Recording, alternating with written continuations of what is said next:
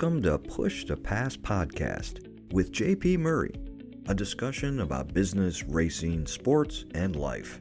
This podcast delivers insights on what makes businesses, teams, and people successful based on real-life business experiences. Following a career with America's largest associations, JP Murray founded the Murray Company, one of Washington, D.C.'s most successful consulting firms. The company was acquired successfully and enabled him to launch JP Murray Racing, a business development and sponsorship agency for auto racing teams. Here is JP. Hello, this is JP. I am so honored that you would spend some time with me today. I have a couple pieces of advice, about 4. They are not complicated tactics, but I've said this before. Most people know what to do, they just don't do it.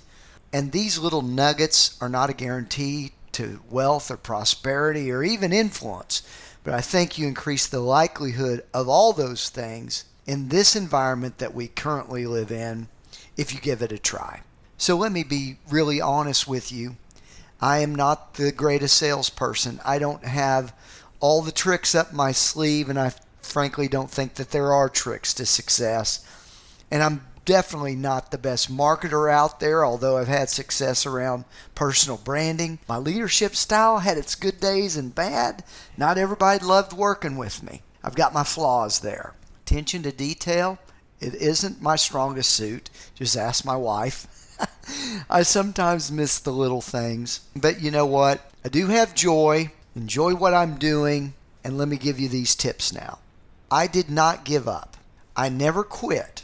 Sure, I might change and adapt along the way, but I never quit. And I see so many people that are very, very close to having that breakthrough moment, but they just decide to slide back and not continue or basically to just give up. I want to keep trying because you learn by trying. I want to keep learning. I want to keep exploring. And most importantly, I want to keep moving forward. And you see, the beauty of that is totally within your control. Don't give up is entirely up to you. So my friend, I encourage you to keep going, keep growing, keep making a difference. Let's talk about the next step. And that is increasing your value to the team and the company that you're a part of.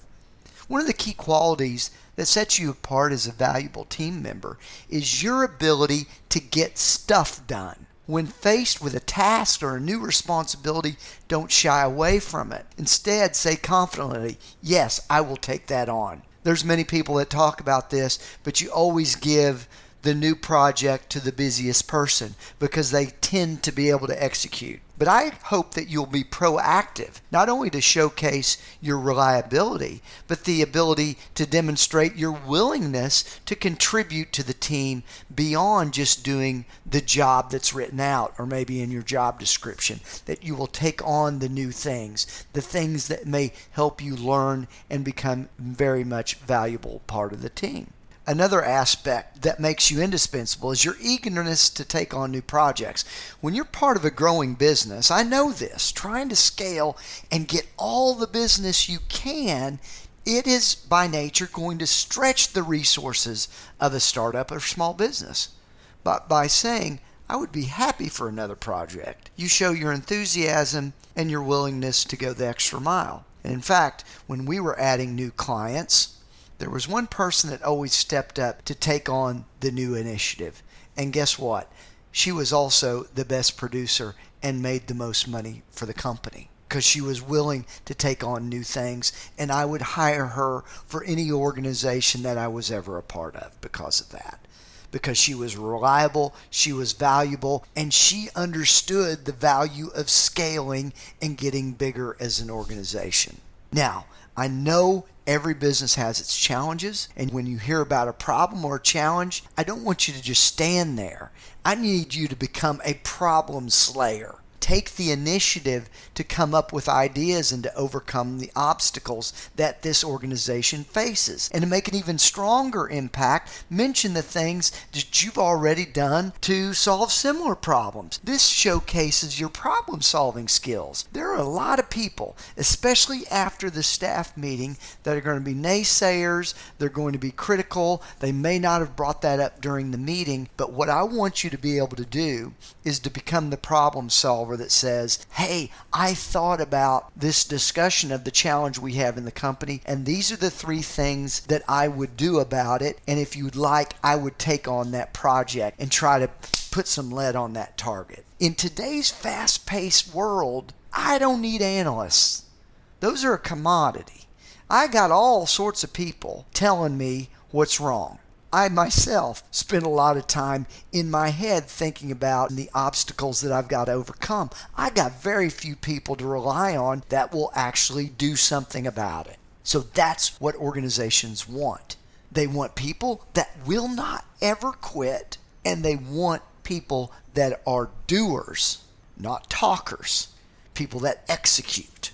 Thank you for listening to the podcast today. I cannot wait to chat with you next week on the Push to Pass. Bye-bye.